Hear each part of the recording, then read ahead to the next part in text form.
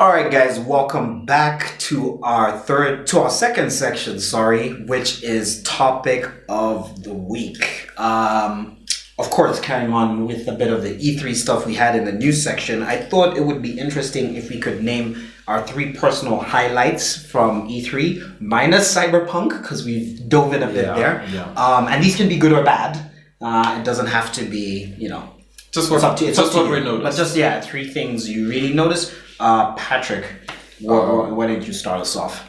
First and foremost, big shout out to Microsoft. Microsoft, they gave out a conference that to me was purely just about the gamers. There were times where I thought it was overly hyped, like, hey, every time Spencer said something, it was just cheering him on, like, yeah. Not as bad as Bethesda, guy. Yeah. I mean, you'd have like people raging. I hope there's like a picture of NPCs in Fallout 76. Yeah! Crazy. So it was, I mean, the hype fest did get a little bit cringy at times, but just the direction that you can see Microsoft going towards is just all for the gamer, and just you can play every game that we are trying to give you, and the xCloud project, and they just want to make things easier. And it was a good moment for E3, in an E3 where we thought it would be a little down because of without Sony there, and there was just talk around. And the video game industry has developed this huge hype of sometimes it being necessary and unnecessary, and it's sometimes difficult to differentiate. Microsoft is just straight to the point. This is what we're giving you, and this is for the gamers. There's no bullshit here. And I appreciated that. It felt good. Yeah, I thought it was also a pretty decent conference. They also got, at least they're bolstering first party. They got Double Fine Productions. And they got, did they get anyone else as well? I think it was just Double. Oh, then they announced Ninja Theory, right? Was that last year? That was last year. No. Oh, okay, so Double Fine. Yeah, it was good fun. Of course, they had was backed with Cyberpunk, Megaton, Keanu. You're breathtaking. They got a meme out of it, So I think they did. And some solid games as well. Solid games, but the problem I thought with the game presentation was they didn't show a lot of the games. Yeah. Like they had trailers and stuff, but we didn't actually get to see. I mean, Gears 5, we didn't see campaign stuff, and I really wanted to see that. But and they gave us the hint of next gen with like Halo Infinite, that cutscene trailer. So I think they did a pretty good job capitalizing on Sony's absence, but I think there needed a bit more meat to the conference. On my side, what this is just a quick one. If we can have a sad flute playing right now for the death of Anthem, which was confirmed at EA's EA Play live stream thing. Please, EA, use that format forever, by the way. You suck at conferences. Just let us log in at a specific time, see what game you're talking about. But Anthem did not even have a segment during EA Play, like a designated hour or 30 minutes. All they got was a 2-minute segment with my guy, Greg Miller.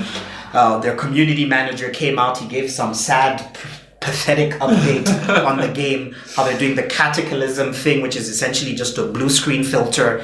I mean, it is insane how that game has just collapsed in the space of a few months, from March to June. So for me, that was just incredible to see that Anthem is essentially being relegated to like a 2-minute segment on EA Play and not even having its own carved out thing. And I'm bringing this up because this is a game I personally was very excited about, and I thought a lot of us around InCntrl maybe could play together and everything. But ever since that first tech test, alpha and beta, it's looked rough, and it's still carrying on. It's not the death of games as a service, but pour one out for Anthem. Oh yeah, that one. Yeah. They really take a heavy L on that one, especially the fact with just the speed in which the hype of that game crashed. Died. It's crazy. It's amazing. For you, second highlight. A big one. Final Fantasy VII. Of course. Final Fantasy VII was a major highlight for me. While I was watching the conference, because of the hype and the importance of the game being released, which could be one of the most important re-releases in a long time. Mm-hmm. there was a lot of backlash in terms of their vagueness with how many installments it was going to be. You're not going to be leaving Midgar, and there are a lot of these negative points. But after really sitting back and looking at the product that they're making for us, I think it was solid. A good 20 minutes of gameplay, right? I think it's going to be a very solid game. The battle looks good. The battle systems look good. Just Midgar as a city looks alive. It looks amazing. Graphically. Yeah, graphically amazing. It looks so good. Amazing. There were no points where the voice acting kind of made me feel icky. I mean, there'll always be a complaint about Barrett. But look, I'm good with it. It wasn't cringy or anything. Exactly. Like it wasn't. I'm a newbie with FF7. You know, I'm coming into this as a new guy, but it feels like a very welcoming game as well. Because it's like daunting as someone who's never played that, and even if it's being remade, it feels very welcoming. It looks very flashy in a good way with the way the battle system pauses, and you can spin the camera around, and then you can become a bit more tactical. You can swap in between it being fast paced. It's good for a game not to be overwhelming, especially when it has so much history and it's got a huge fan base and it's got all this lore and the worlds, and I think it's a good standpoint to start from the foundation and then build from there. Very good game, and the boss fight at the end looked fantastic. That's with the giant the metallic crab. Spider. Sorry. Scorpion. Scorpion. That fight. Very long fight as well. It was long in the original game. It was long in the original. Well, not very long, but I mean, look, it was a boss fight. And there were a lot of boss fights in FF7. And FF7. 76. 76. Jeez. That's a lot of bosses. See, that's why you guys are getting this game in like 2025. The full game. We should say part one. The first part is coming out next year, right? Next year. What was the release date again? March. March. Yeah. So part one coming up. We'll see how that goes. For me, my second personal highlight was Watch Dogs Legion. I really enjoyed Watch Dogs 2, so there had been some leaks and rumors about this game and how it's gonna play, which sounded not true. It looks so good. But Watch Dogs Legion looks amazing, set in London now, and the crazy thing with this game is instead of having one protagonist who you are going through the story, you can be literally any NPC in the city of London. So you're recruiting a team of hackers to create your DedSec team. You have 20 slots for your NPCs within that, but you can literally recruit any NPC you want, from like some granny to like some policeman or to some dude who runs a store or just a random everyday person. You can recruit all of them into your DedSec clan, and I don't think there's been any game that has ever attempted something like this, because it has to be the because in cutscenes your character that you have recruited, whether it's Granny or whoever, has to be in that cutscene, has to have a different animation set, has to have a different voice. All of that stuff has to figure into all these different cutscenes. And when your character dies as well, there's no permadeath. So like you can either choose to surrender to the cops or whoever's trying to take you down, or you can just let it go and die, and then you'll take over someone else. So the idea of this game and what it's trying to do, of course, there's still all the hacking that we know and love, hacking drones, hacking cars, because it's set a little bit in the future. No parkour with the granny. No, because that's the thing. The granny has different animations for climbing over things. So they even showed that in the demo, that she kind of like jumps, like slowly, bumbles over like a security gate or whatever. Whereas if you're some dude in his 20s or whatever, he's going to just slide through. So there'll also be conscious decisions you have to make as to which recruit you want to use going into certain scenarios. Maybe you want to be more fleet-footed. You're probably not going to use Granny, or you will, because it's just fun and hilarious. You know what I mean? So I think that game, what they're trying is incredibly ambitious. I think this could potentially crash and burn on its face. We have to really wait and see, because, like I said, cutscenes with any character, any NPC in the game. It's difficult to tell how this might end up. Yeah. In my opinion, it's difficult to see whether this may fail and may start to feel generic, or it'll just feel authentic with every NPC, which Yeah. I mean, it's hoping for a lot. Because you're hoping there's not like just 4 voices which Exactly. apply across every How many NPC voices across are the available? game. Yeah. How many can you recruit? I mean, Yeah. there's so many questions, and it's a brilliant idea. I'll give it that, but we'll see how it turns out. Yeah. So I thought that was really dope. What was your? My last point is also involving Ubisoft. Actually, I was kind of let down with Ghost Recon. Okay. Yeah. And you're a big Ghost Recon guy. Look, it's coming from a time where I played SOCOM. I played all the SOCOM games. I played Advanced Warfighter, and I've always felt that void for a third-person military sim. Yeah, and over the years, it's taken a little bit of time, but I can tell that they're kind of becoming extinct in terms of realism.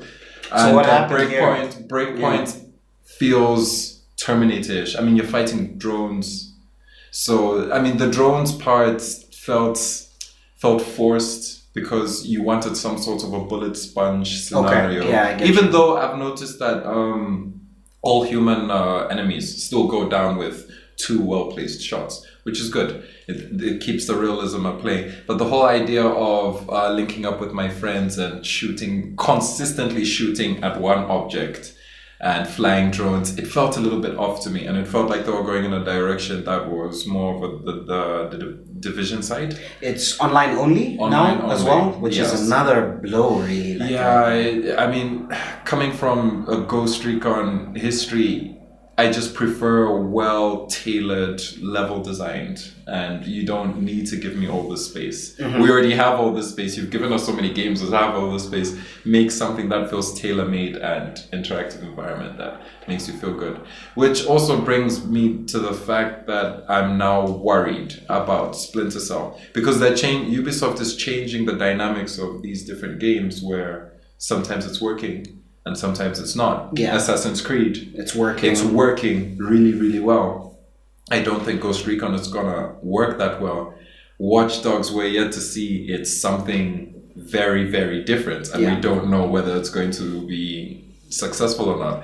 And I'm just out here hoping that Splinter Cell is gonna be designed per level and just not make Sam jump into a helicopter and say, get over there and you can spy on a base on the way. Like, I don't want that. That would suck. Don't give that to me. You'd want tightly crafted individual levels that, you're going through. But good news for you is they're not making Splinter Cell anyway, so the game is nowhere near being made at this moment in time. You can be on your phone, though. Oh yeah, they had that. What was that game? Ubisoft Heroes. Oh, Ubisoft That Heroes. mobile game? Yes. Wait, yeah, you could be a random Ghost Recon guy, Sam Fisher. God.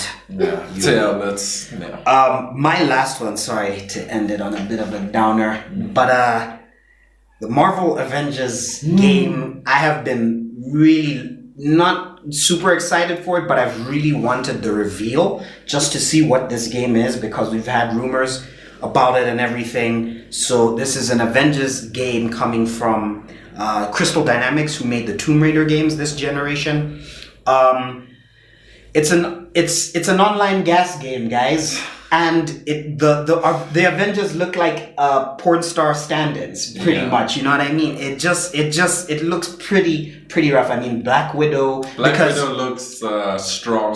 She's strong jaw and wearing a wig. Yeah.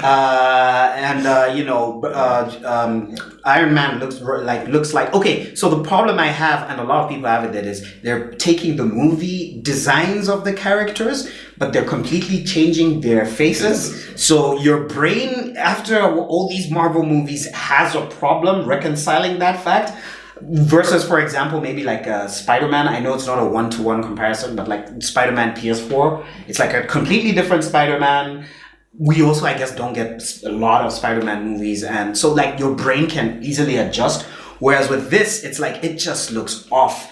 As well, so we only got a cinematic trailer for E3 specifically, but some leaked footage has come out of the actual. I don't know if you've got to see it. Yeah. So some leaked footage came out of the gameplay, and oh boy, Thor. Let's start with Thor. Thor's because so in the game you can play as Thor, Iron Man, Hulk, Black Widow, and some other new chick who I don't really know her backstory. The one who absorbs the weird chemical thing, something. Anyway. Brain fart.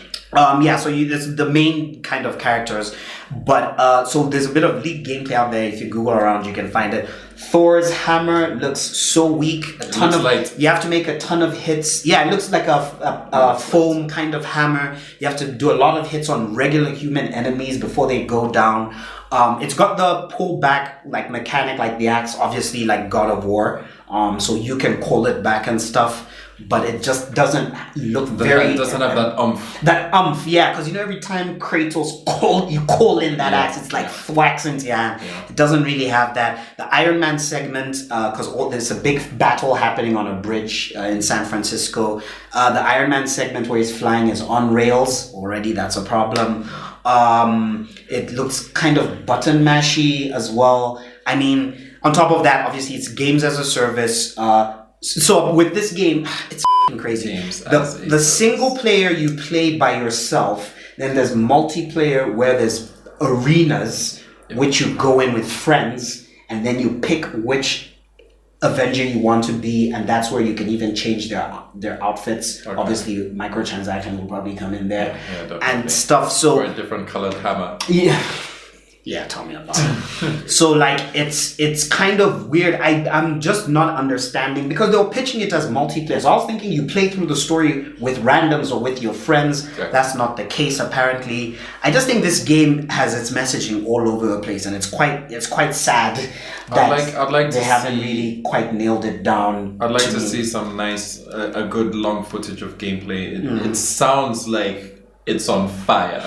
Potentially, it sounds like it could be on fire. One of the game directors did say it's the start of the game. You guys need to just chill, and stuff. But I don't know. Like that. Maybe they were forced to just get this out even when they were not ready. Because I mean, there are times where games are released incomplete. Well, it's the norm now. Oh yeah, definitely. But it also feels that they may have been put in a position where they were told, like, look, this has to come out. Mm-hmm. Yeah, it's right. It's coming out next year. I think it's March Bloodbath as well. Basically, it's in the Bloodbath period with Cyberpunk and Final Fantasy and now Avengers.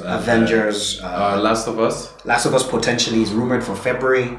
So it's crazy. It's crazy. Period. Yeah. So yeah, it was kind of sad that Avengers reveal just does not look great. I'm sure some trailer footage is playing, so you understand my porn star stand-in joke, hopefully. Yeah, so I think that should wrap it up for topic of the week. You guys tell us maybe what you really enjoyed seeing at E3, maybe what you wanted to see there that wasn't, or something that you didn't like seeing at E3. Just let us know in the comments. And join us for our final segment where we'll quickly go over what we've been playing, right? Yes, sir. All right. Join us for that.